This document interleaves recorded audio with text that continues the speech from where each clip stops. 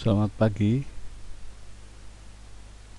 Hari ini kita akan lanjutkan dengan materi untuk UAS, yaitu minggu ke-9. Yang akan kita bahas adalah tentang magnet, dan kita bahas tentang medan magnet dalam bab 28. Dari sejarah magnet diawali ketika studi magnet berkembang dari pengamatan bahwa ada batu-batu tertentu yang dikenal sebagai magnetit, yaitu batu yang dapat menarik potongan besi kecil. Nah, fenomena magnetisme ini berasal dari daerah Magnesia, yaitu di Asia Kecil, yang ditemukan 2000 tahun yang lalu. Ya, sudah lama sekali ya. Kita sekarang memasuki 2020. Ya, 2000 tahun yang lalu sudah ada magnet. Nah, pada abad ke-12 ternyata sudah ada penggunaan magnet yang digunakan sebagai navigasi, yaitu karena banyak pelayaran yang sudah dilakukan atau buat melihat arah dari perjalanan seseorang ya. Nah, pada tahun 1269 Pierre de Maricourt itu menaruh magnet alam berbentuk bola pada jarum jam ya. Jadi ya mungkin pergerakan jarum jam itu juga dianggap sebagai sifat magnet ya.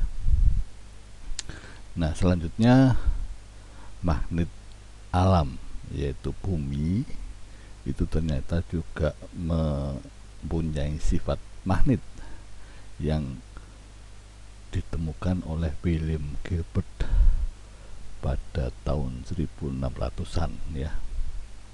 Jadi ini sejarah bagaimana magnet itu ditemukan atau sudah diketahui banyak oleh manusia ya.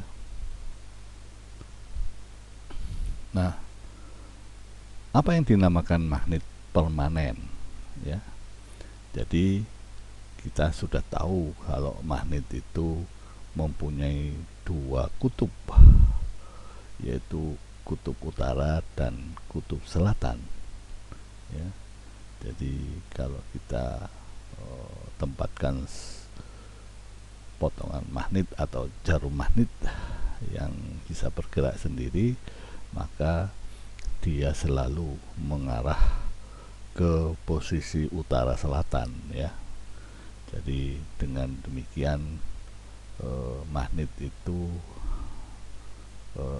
dinyatakan memiliki kutub utara dan kutub selatan ya. Jadi ini pun merupakan magnet bumi ya.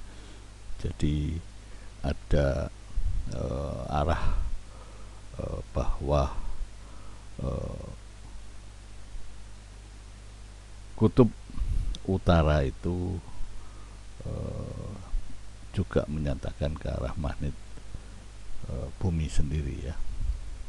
Jadi ini kutub magnet utara bumi ya, dan ini kutub selatan magnet bumi ya.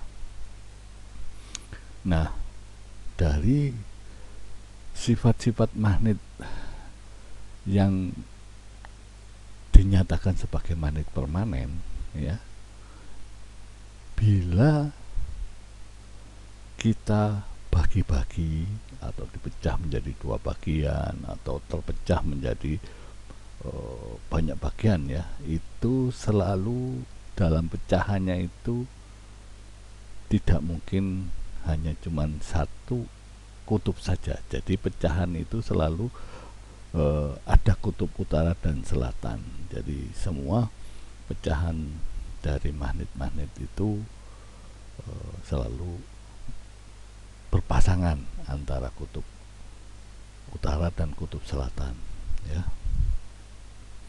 Dengan demikian disimpulkan bahwa tidak ada magnet di alam ini hanya mempunyai kutub tunggal ya. Jadi ini kesimpulan bahwa magnet itu tidak akan mempunyai kutub tunggal ya, selalu berpasangan. Baik, kita lanjutkan dengan pembahasan tentang gaya magnetik ya. Kita sudah belajar tentang listrik, adanya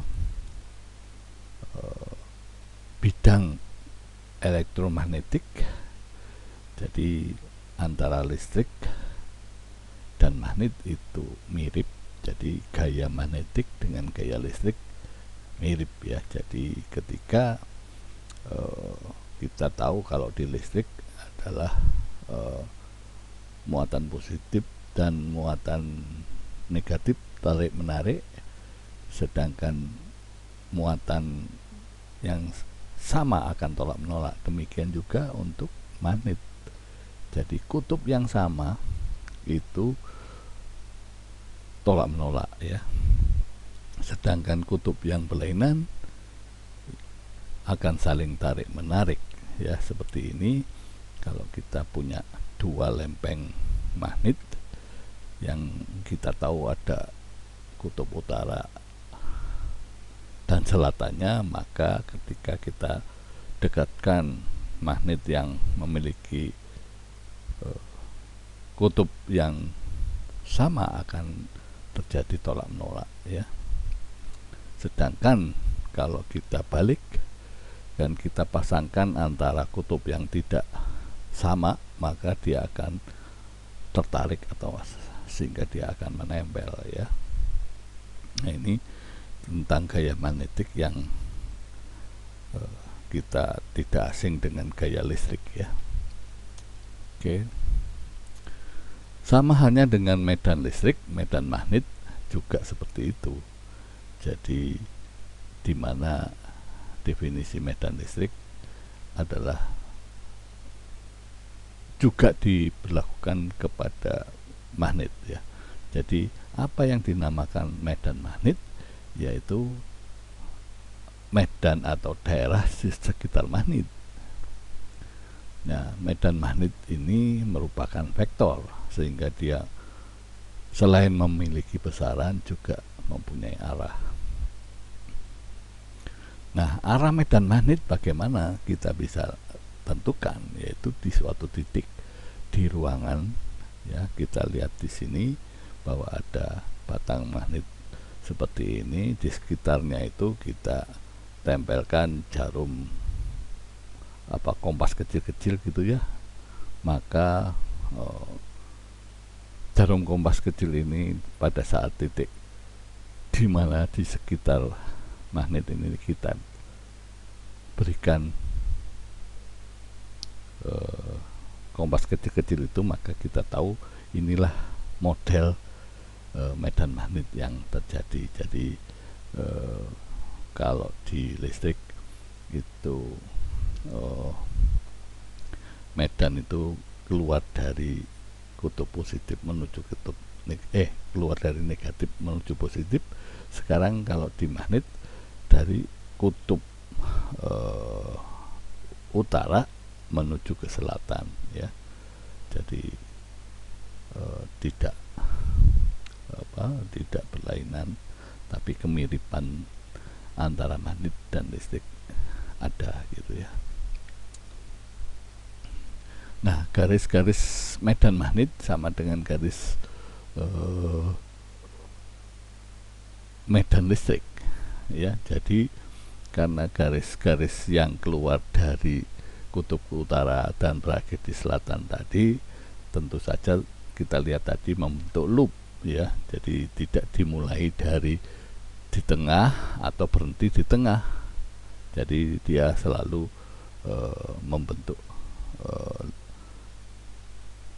rangkaian tertutup atau loop, ya. Nah, medan magnet di suatu titik itu bersinggungan dengan garis medan magnetnya. Nah, ini sama saja dengan listrik. Jadi berapa kuat medannya itu merupakan banyaknya garis persatuan luas melalui permukaan diorientasi garis tegak lurus dari titik tersebut, ya. Jadi seperti ini, garis medan magnet tidak pernah saling berpotongan. Anda bisa lihat seperti ini, ya. Jadi modelnya penggambaran garis medan, ya, seperti ini, ya.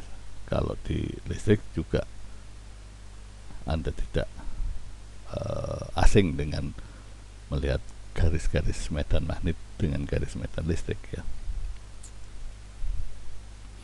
Nah, yang menghasilkan medan magnet itu apa saja? Ya, yang pertama kita sudah belajar tentang listrik, ya. Ketika pergerakan partikel bermuatan listrik, di situ ada medan magnet, artinya medan magnet induksi, ya. Jadi pertama yang menghasilkan medan magnet adalah pergerakan partikel bermuatan listrik. Yang kedua tentu saja dari magnet permanen, ya. Bagaimana magnet permanen ini menghasilkan medan magnet, yaitu karena bahan atau partikel dasar seperti elektron itu yang berada dalam bahan yang bersifat magnet itu mempunyai sifat intrinsik medan magnet sendiri, ya. Jadi dengan demikian ketika medan magnet elektron dari material bertambah, maka menghasilkan medan magnet bersih sekitar material. Jadi penambahan seperti itu menjadi alasan mengapa magnet permanen memiliki medan magnet permanen. Nah, untuk yang bahan-bahan yang bukan magnet atau bahan lain, jadi medan magnet elektron saling meniadakan sehingga tidak akan memberi medan magnet bersih, ya. Jadi ini penggambaran yang menghasilkan medan magnet, ya. Jadi ini magnet tapal kuda, dan ini magnet yang ya hampir menjadi loop, ya, tapi diberikan sedikit, jadi ada medan magnet yang arahnya seperti ini.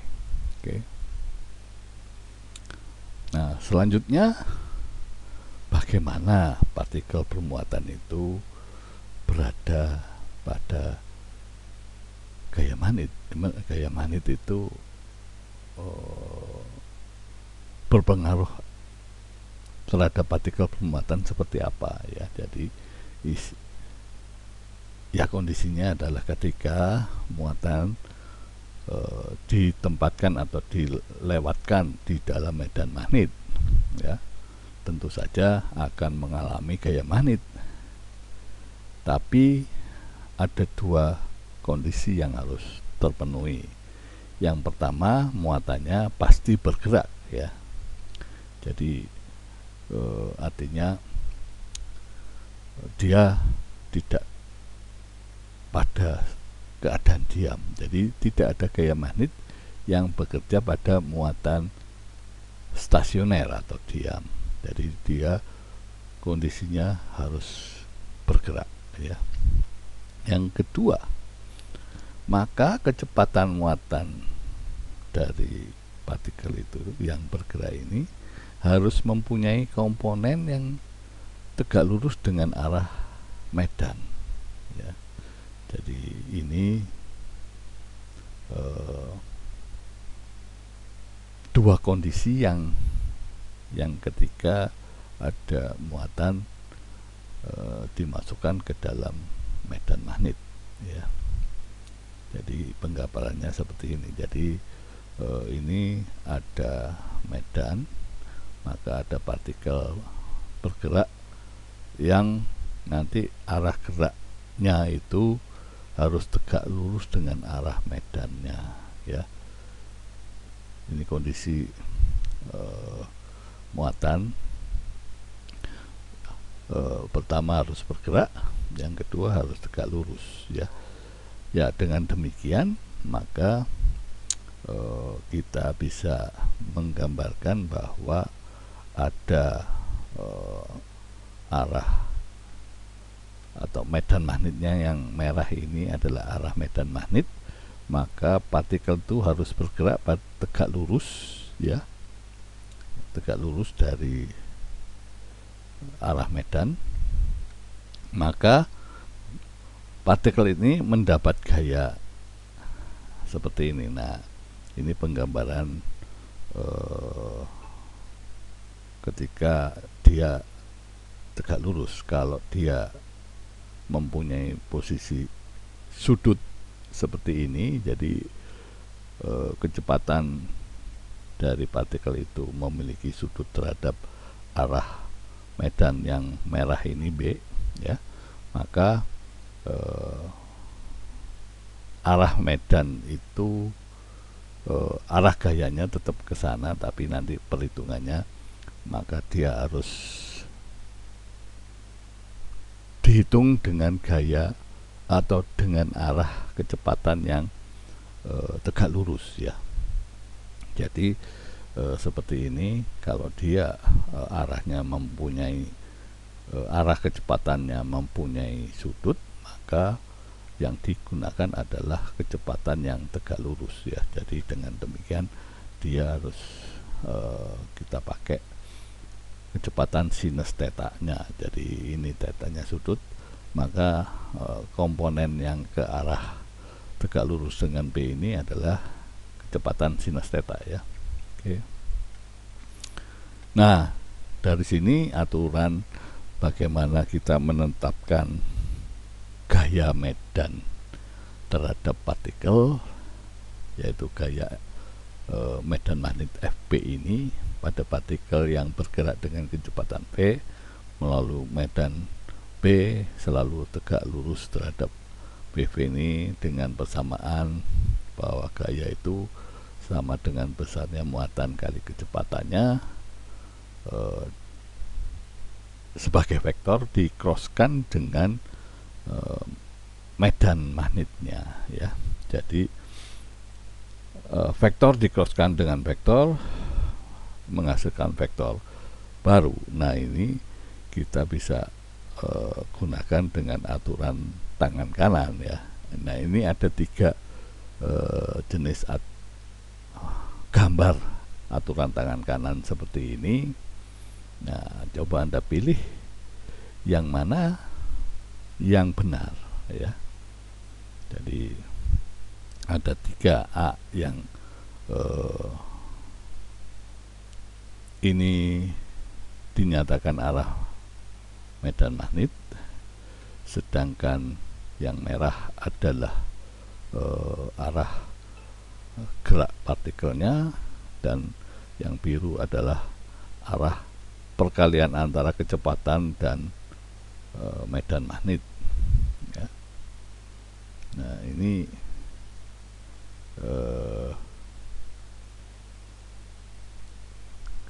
Anda pilih dari 3 contoh ini yang mana, ya.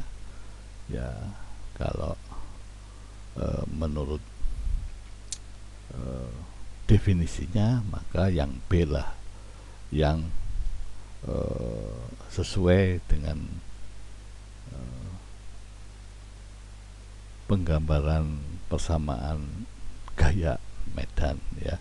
Jadi vektor gaya ini adalah hasil dari perkalian cross antara muatan dan kecepatan dikrosskan dengan B, ya. Jadi atau dengan kata lain, kalau dia mempunyai sudut, maka dia adalah sin tetanya ya. Jadi kita lihat bahwa arah ketika partikel itu kita gambarkan sebagai arahnya ke arah X ya, maka B itu ke arah Y ya, maka gaya itu ke arah sumbu Z ya. Jadi arah V kita aturan tangan kanan ibu jari ke arah atas, yang 4 jari itu menunjukkan arah partikel bergerak. Kalau 4 jarinya kita tekuk ke dalam, maka itu kita bisa nyatakan sebagai arah dari medan magnet. Jadi kalau Anda perhatikan posisi ini seperti halnya dengan gambar yang B ya. Oke, ini aturan tangan kanan bagaimana kita menentukan arah dari gaya magnet ketika ada partikel bermuatan yang bergerak dalam medan magnet. Contoh soalnya seperti ini. Ketika ada sebuah medan magnet uniform atau seragam ya, dengan mengarah secara horizontal dari selatan ke utara, besarnya 1,5 Tesla. Jika sebuah proton dengan energi 5 megaelektronvolt bergerak ke arah vertikal ke bawah melalui medan ini, berapakah gaya yang bekerja pada proton tersebut ya. Jadi kita tahu bahwa energi yang bergerak ini adalah energi kinetik, maka kita tahu bahwa dengan elektron volt itu kita rubah menjadi joule adalah dikalikan dengan 1,6 kali 10 pangkat minus 19 joule, sehingga energi kinetiknya dalam joule adalah 8 kali 10 pangkat minus 13 ya. Jadi kita konversi energi dalam mega elektron volt ini menjadi joule. Nah, kita tahu bahwa energi kinetik itu adalah setengah dari massa kecepatan kuadrat ya. Jadi dengan demikian kita tahu partikel atau proton ini itu bergerak dengan kecepatan sebagai akar dari persamaan ini ya, 2 energi kinetik dibagi masanya ya. Energi kinetik adalah sebesar ini, 2-nya dikalikan energi kinetik dibagi masanya, yang kita ketahui bahwa proton itu memiliki massa 1,7 kali 10 pangkat minus 27 kg. Jadi kita sudah tahu kecepatan dari partikelnya. Nah, medan yang akan dilalui oleh partikel proton ini itu besarnya adalah 1,5 Tesla ya. Jadi dengan demikian gaya itu kita menyatakan dalam persamaan yang mempunyai sudut, atau kalau kita sudah tahu dia adalah 90, maka gak perlu pakai sinus theta ya. Jadi dengan demikian kita bisa dapatkan besar dari gaya medan magnet yang dikenakan pada partikel proton ya. Nah, arahnya ya kita pakai aturan tangan kanan ya. Jadi di sini kita bisa nyatakan bahwa dia arahnya ke timur ya, karena dia bergerak medannya ke arah utara selatan ya, maka gayanya adalah ke timur ya. Oke. Nah, sekarang apa yang dinamakan atau definisi dari medan magnet yang tadi kita tahu bahwa gaya magnet itu sudah ada persamaannya ya. Jadi sebetulnya medan magnet adalah vektor sama, karena kita tahu tadi bahwa gaya magnet itu vektor hasil perkalian antara kecepatan partikel dengan medan magnet yang juga vektor ya. Jadi arahnya itu sepanjang sumbu sumbu ini adalah 0 ya. Jadi besaran medan magnet di setiap titik didefinisikan sebagai, kita tahu tadi dibalik saja, kata tadi kan persamaannya merupakan gaya magnet yang tadi ya, itu gaya magnet merupakan perkalian antara kecepatan dengan medan magnet ya. Jadi kita bisa nyatakan bahwa medan magnet itu adalah gaya magnet dibagi kecepatan kali muatannya ya. Jadi dengan demikian kita sudah memahami bahwa medan magnet itu adalah gaya magnet dibagi dengan kecepatan dan besarnya partikel atau muatannya ya. Dengan demikian kalau kita nyatakan ini sebagai satuannya, maka kita ini gaya adalah Newton, kecepatan meter per detik ya, muatan itu menjadikan satuan dari magnet itu adalah Tesla yang disimbolkan dengan T. Nah, ini dalam satuan internasional MKS ya, meter kilogram detik. Nah, di dalam sistem CGS, SI yang CGS atau sentigram detik, satuan dari medan magnet itu adalah Gauss dengan simbol G. Nah, hubungan antara Tesla dan Gauss itu 1 Tesla itu sama dengan 10⁴ Gauss.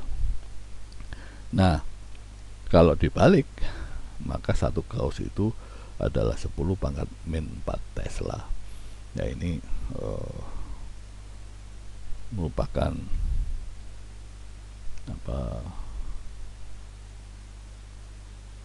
definisi dari medan magnet. Nah, sekarang kita membedakan antara medan listrik dan medan magnet itu bedanya di mana? Yang pertama adalah arah dari gaya masing-masing, yaitu kalau gaya listrik yang dikenakan pada partikel bermuatan itu baik partikelnya bergerak maupun diam, itu selalu partikel akan mempunyai arah sama dengan arah medan listriknya ya. Jadi seperti ini. Jadi ketika ada medan listrik yang warna merah ini, maka ada sebuah partikel bermuatan dilewatkan, maka dia akan mempunyai arah sama dengan arah medannya ya. Jadi ini pada listrik ya, gaya listrik, medan listrik membuat gaya listrik kepada muatan ini searah dengan medan ya, gayanya ketika dia lewatin partikel itu lewat medan listrik. Nah, bagaimana arah gaya ada medan magnet yang dikenakan pada suatu partikel bermuatan. Ini tadi sudah kita pahami bahwa gaya medan magnet selalu tegak lurus terhadap medan magnet dan kecepatan partikel, ya. Jadi sudah kita lihat gambarnya tadi, dan tidak ada gaya magnet yang terjadi pada partikel yang hanya diam, ya. Dia harus bergerak, ya, seperti ini. Jadi dia akan merupakan perkalian vektor antara kecepatan dan medan magnet. Jadi dia selalu tegak lurus dari posisi di mana pergerakannya akan terjadi, ya. Jadi gayanya merupakan hasil perkalian vektor, ya. Jadi dengan demikian arahnya itu akan disimpangkan ke atas, ya. Jadi kalau ini dia bergerak mengikuti arah medan listrik, sedangkan ini tidak mengikuti arah medan magnet, tapi dia malah dibelokkan ke atas pergerakan partikelnya, ya. Karena ada pengaruh tarikan dari medan gaya dari seperti itu. Lintasannya beda antara lintasan partikel yang lewat listrik dan yang lewat medan magnet. Ini perbedaan dari sisi arah gaya.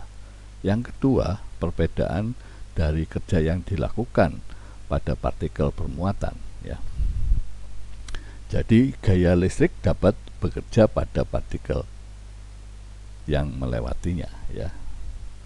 Nah, tapi untuk medan listrik tidak melakukan kerja pada partikel dan tidak mengubah energi kinetik dari partikel bermuatan. Ini dua ciri perbedaan antara medan listrik dan medan magnet ketika ada partikel bermuatan yang melaluinya, ya. Jadi dari sifat-sifat tadi, maka ketika ada partikel yang dilewatkan dalam medan magnet, ini diawali dengan penemuan elektron yang dengan alat seperti ini. Nanti kita jelaskan secara lebih detail. Ini gambar seperti ini dengan langkah-langkahnya seperti ini, ya, sehingga menghasilkan perumusan seperti ini. Nah, ini akan kita jabarkan di selanjutnya seperti ini, ya. Jadi pengukuran muatan dibagi masanya untuk elektron, ya. Ini tadi judulnya adalah penemuan elektron, ya. Jadi ketika di sini ada suatu blok yang akan menghasilkan elektron yang dilewatkan di dalam suatu celah menuju daerah medan listrik, medan magnet di sini, ya, maka dia ketika tidak ada medan dan listrik dan medan magnet, maka dia akan jatuh di tidak terbelokkan. Maka kalau ada medan magnetnya, maka dia akan terbelokkan, yang seperti tadi kita lihat bahwa partikel akan jatuh atau bergerak, lintasannya tidak lurus lagi, ya. Maka ini dinamakan pengukuran muatan dibagi masanya. Jadi ketika ada pergerakan ini, maka ketika kita tahu bahwa pada saat dia lurus dan dia mulai belok seperti ini, maka dia layarnya itu tadi langkah-langkahnya sudah di depan tadi dinyatakan, ya. Maka di sini disimpulkan ada pergerakan mekanika yang diketahui pada saat dia masih lurus. Maka di sini ada X1, dan di sini mulai ada penyimpangan X2, dan ada lebar penyimpangannya adalah Y2. Y1 nya adalah ketika masih di area masih dalam area plat defleksinya ini ya, maka seperti itu.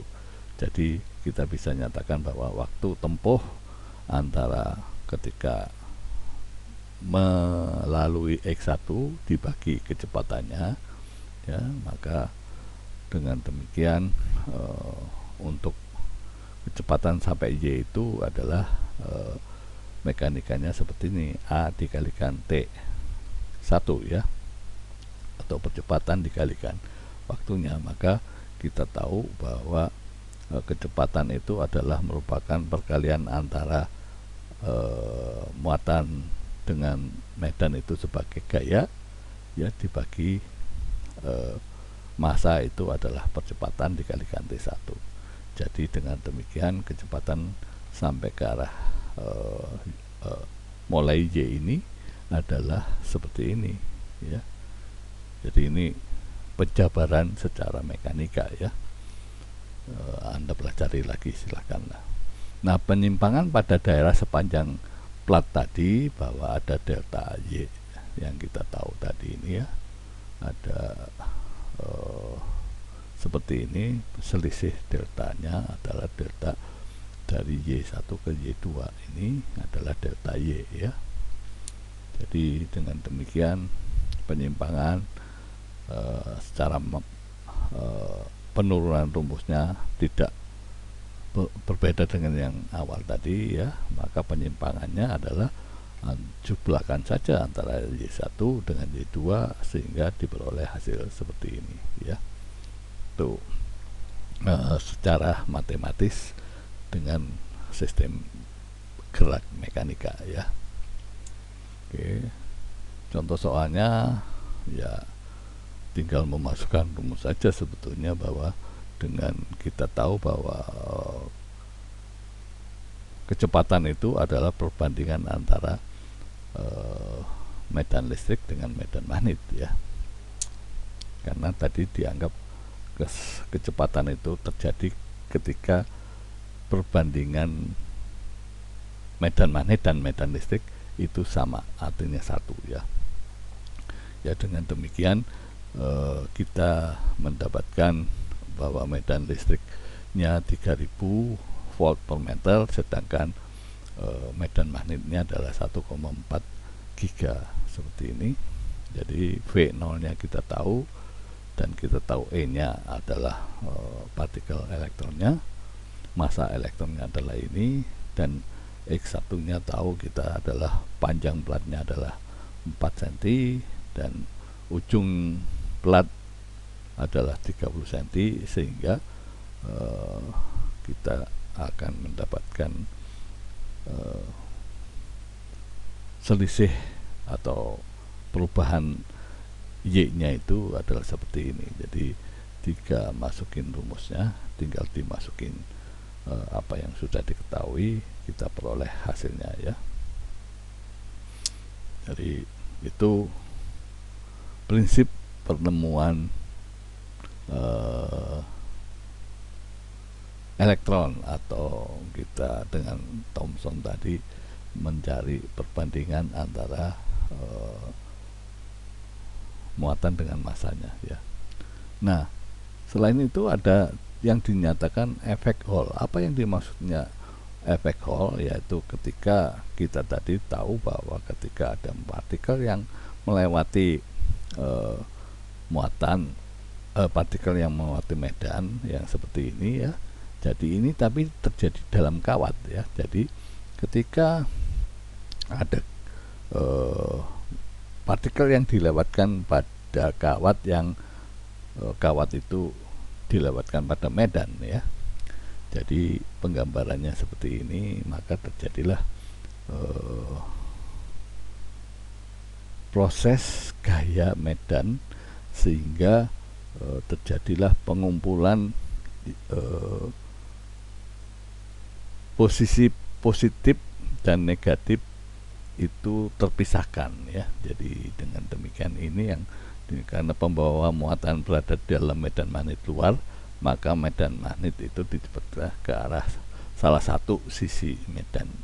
Jadi ini proses bagaimana ada partikel yang dilewatkan medan magnet, itu terjadi pemisahan muatan dalam kawat, yaitu kawat akan lebih positif dan lebih negatif, itu dinamakan efek Hall ya. Dengan perinciannya seperti ini, apa penjelasannya ya. Jadi matematisnya bahwa gaya itu adalah tadi sudah kita tahu bahwa muatan dikalikan V0 ya, kecepatan awalnya dikalikan dengan ini. Jadi prinsipnya bahwa dia akan terjadi pemisahan kawat itu, ada yang positif dan ada yang negatif. Jadi yang positif itu berada pada medan magnetnya, dan yang negatif adalah yang di luar ya, di luar medan. Jadi ini yang disebut sebagai efek Hall ya, yaitu pemisahan muatan menjadi positif pada kawat ya. Jadi ada partikel yang bermuatan di dalam sebuah kawat yang dilewatkan dalam medan magnet, maka ada beda potensial antara kawat yang satu dengan kawat yang lain ya, atau lebih positif dan lebih negatif. Ini dinamakan efek Hall. Nah, formulanya adalah gaya itu kita tahu adalah merupakan perkalian muatan kali kecepatan dikalikan medan magnetnya ya, gaya magnet pada partikel ya. Nah, sedangkan elektrostatiknya itu menyeimbangkan, yaitu karena gaya listrik itu adalah muatan kali medannya ya. Dengan demikian kita tahu bahwa dengan menyamakan antara gaya duanya ini, maka medan magnet itu besar, medan listrik besarnya dengan sama dengan medan magnet dikalikan kecepatan partikel ya. Nah, ketika dihubungkan dengan tegangan, maka di sini kita peroleh bahwa tegangan itu sama dengan medan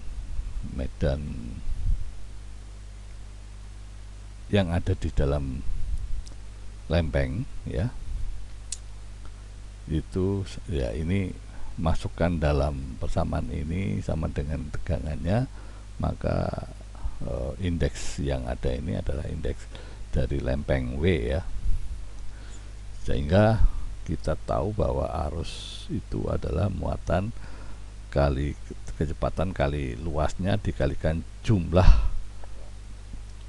muatannya ya. Jadi dengan demikian maka kita bisa tahu untuk efek Hall itu jumlah muatan persatuan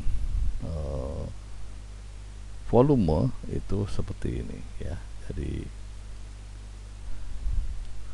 bisa dinyatakan bahwa arus dikalikan medan magnet dibagi muatan dikalikan waktu dibagi dengan tegangannya ya. Ini formula dari peristiwa efek Hall ya. Nah, contoh soalnya seperti ini untuk menggunakan prinsip efek Hall ya. Oke. Sekarang kita amati gerak partikel bermuatan di dalam medan magnet konstan ya. Ya, tadi kita tidak nyatakan bahwa itu adalah medan magnetnya konstan. Nah, kita sekarang membahas tentang partikel yang bergerak di dalam medan magnet konstan ya. Maka karena ada gaya yang tegak lurus dengan arah antara kecepatan dan magnet, maka pergerakan dari partikel yang berada di dalam medan magnet itu, lintasannya itu selalu berbentuk lingkaran ya, dengan jari-jari lingkaran itu yang dibentuk oleh pergerakan partikel ini adalah massa dari partikel dikalikan dengan kecepatannya dibagi muatan partikel sendiri dikalikan medan magnetnya. Jadi dengan prinsip bahwa gerak partikel permuatan yang berada di dalam medan magnet tetap atau konstan itu memiliki lintasan dengan jari-jari massa dikalikan kecepatan partikelnya dibagi muatan dikalikan medan magnetnya ya. Ya, ini penjelasan secara prinsip tentang bagaimana gaya magnet mengubah arah kecepatan ya. Jadi ini penurunan rumus yang tadi kita peroleh bahwa dia bergerak melingkar dengan jari-jari seperti ini ya, maka kita tahu bahwa dalam gerak melingkar kita adalah memahami tentang periode itu 2πr ini adalah satu kali putaran dibagi kecepatannya, maka periode itu sama dengan 2π kali massa dikalikan dibagi dengan muatan dibagi medan magnetnya. Nah, ini kita bisa hitung tentang periode gerak melingkar sebuah partikel yang berada di dalam medan magnet ya. Jadi karena kita tahu periode, maka frekuensinya adalah seperti, maka kita balik saja ya. Oke, contoh soalnya seperti ini ya, Anda tinggal masukin persamaan yang sudah kita bahas tadi ya. Nah, pemanfaatan dari bagaimana peristiwa partikel berada di dalam medan magnet konstan itu adalah siklotron ya. Jadi bagaimana dia partikel itu dilewatkan di dalam suatu piringan setengah-setengah ini yang dinamakan die, itu adalah setengah lingkaran ini ya. Jadi ada sumber pertama awal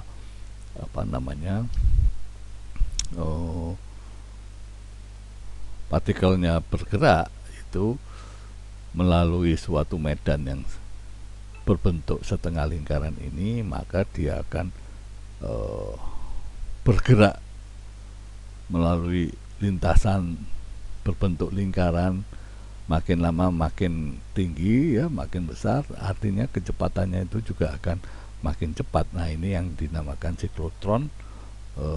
Prinsipnya seperti ini ya, penjelasannya seperti ini. Jadi diawali oleh penemuan dua orang yang menghasilkan percepatan partikel seperti proton atau neutron dengan energi kinetik yang lebih tinggi atau kecepatan yang lebih tinggi ya, dengan prinsip siklotron itu, yaitu oleh Lorentz dan Livingstone pada tahun 1932 ya. Jadi pertama kali orang menggunakan prinsip bahwa partikel bermuatan melewati medan magnet bisa menghasilkan dipercepat lebih tinggi, itu diawali oleh Lorentz dan Livingstone yang disebut dengan siklotron karena berbentuk dengan cycle ya. Itu sebuah partikel yang dilewatkan melalui medan magnet setengah lingkaran ya, kiri kanan sepasang ya. Jadi Partikel energi tinggi kemudian digunakan untuk menembaki inti atom agar terjadi reaksi nuklir yang kemudian dipelajari memperoleh informasi tentang inti atom, ya. Jadi ini prinsip bagaimana mempercepat elektron atau partikel, ya, menjadi lebih cepat melalui prinsip adanya medan magnet seragam, ya. Nah, sekarang juga digunakan sebagai bahan keperluan pengobatan, menghasilkan bahan radioaktif, ya. Oke. Operasi Kirton kenyataannya bahwa periode gerak partikel bermuatan dalam medan magnet seragam tak tergantung pada kecepatan partikelnya. Jadi kita tahu tadi adalah periode itu 2pi massa kali muatan kali medan, tidak perlu ada tahu kecepatannya, ya. Dengan demikian kecepatan untuk energi kinetik partikel yang kita tahu bahwa jari-jari lintasan adalah seperti ini, maka kecepatan yang harus dimiliki oleh partikel itu harus sebesar ini, yaitu muatan kali medannya dikalikan jari-jarinya dibagi masanya. Nah, ini diambil dari lintasan yang menjadi partikel itu berada di dalam suatu medan dengan suatu kecepatan, maka kecepatannya minimum harus mempunyai kebesaran adalah seperti ini, ya. Jadi berapa energi kinetik partikel ketika bisa menghasilkan pergerakan siklotron itu, maka kita bisa hitung bahwa energi kinetik itu adalah setengah mv kuadrat, ya. Jadi V-nya kita masukkan ini, masanya akan hilang, ya, karena ini jadi setengah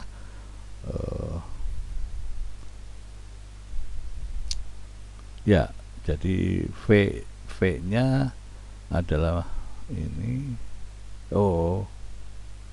ya, jadi V-nya diganti dengan ini dikuadratkan, Pak Pi di sini adalah ada M ini, jadi M ini dikurangi menjadi per M, ya.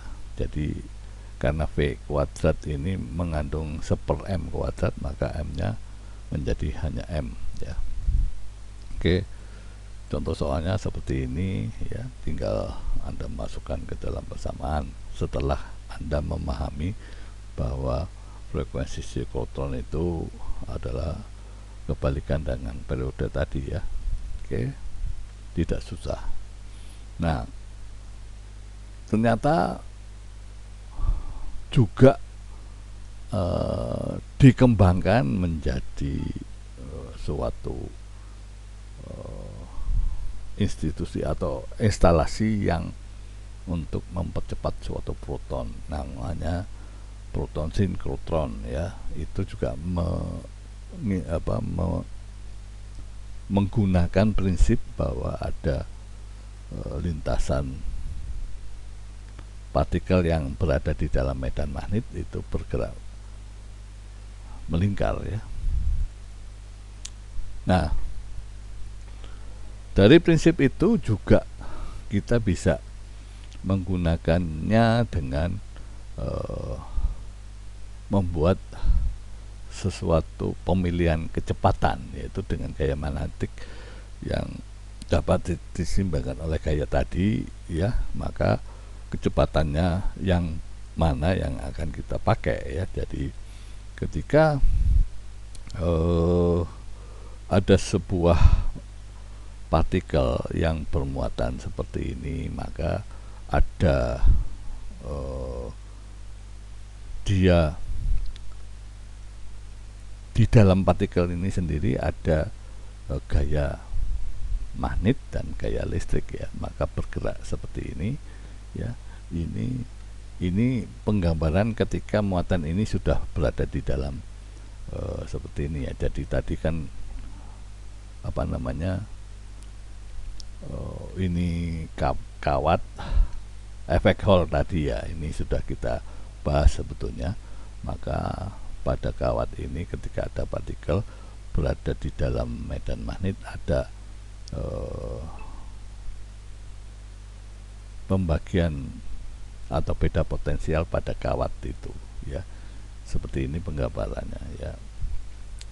Jadi ini menyamakan antara gaya listrik dan gaya magnet. Maka gaya kecepatan itu adalah medan listrik dibagi medan magnet. Jadi untuk menyimbangkan atau memilih ini, maka gaya magnet itu arahnya ke atas ya, sedangkan gaya listrik itu arahnya ke bawah. Ini kalau muatannya adalah muatan positif ya. Jadi semua partikel dengan kecepatan ini akan melewati ruangan yang dilintasinya lurus ya. Nah, partikel dengan kecepatan yang lebih tinggi lintasannya akan dibelokkan searah dengan gaya magnetik ke atas ya. Jadi gaya magnet ini membuat arah dari partikel itu bergerak ke atas, sedangkan kalau kecepatannya yang lebih rendah itu lintasannya dibelokkan ke arah gaya listrik. Jadi kecepatan partikel itu kalau dia tidak memiliki hal sama itu, maka dia akan terseleksi ya, bahwa kalau dia kecepatannya tinggi maka akan dibelokkan oleh gaya magnet ke arah atas. Kalau kecepatannya rendah maka dia dibelokkan ke bawah oleh medan listrik ya. Itu pemilihan kecepatan ya. Ini tinggal masukin aja, tidak susah lah. Oke. Nah, terakhir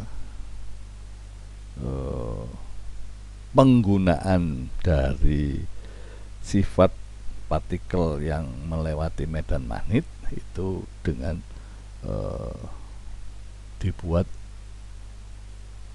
mengukur massa atau spektrometer massa untuk partikel ya.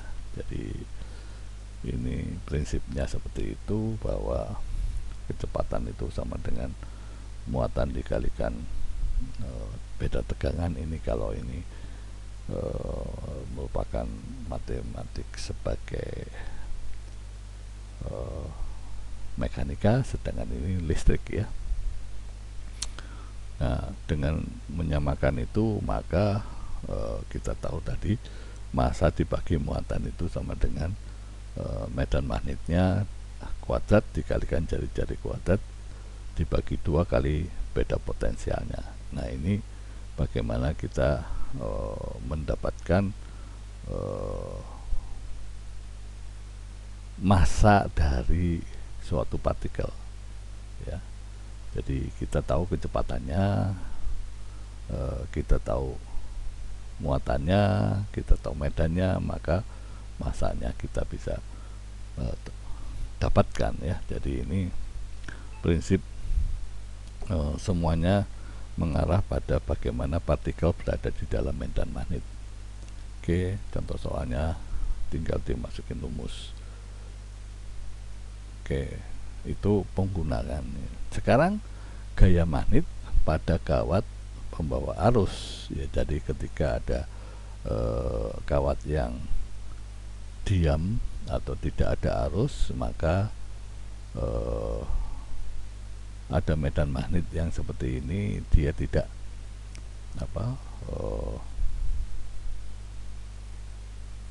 membuat pergerakan bentuk dari kawat ini ya. Jadi ketika ada arus seperti ini, maka dia kemungkinan bisa berkembang mengarah membesar ke kanan atau membesar ke kiri ya. Jadi prinsipnya tadi prinsip efek Hall ya. Jadi sudah kita bahas lagi. Ya, ini bagaimana gaya magnet itu mengikuti persamaan, ya, persamaan bahwa arus dikalikan dengan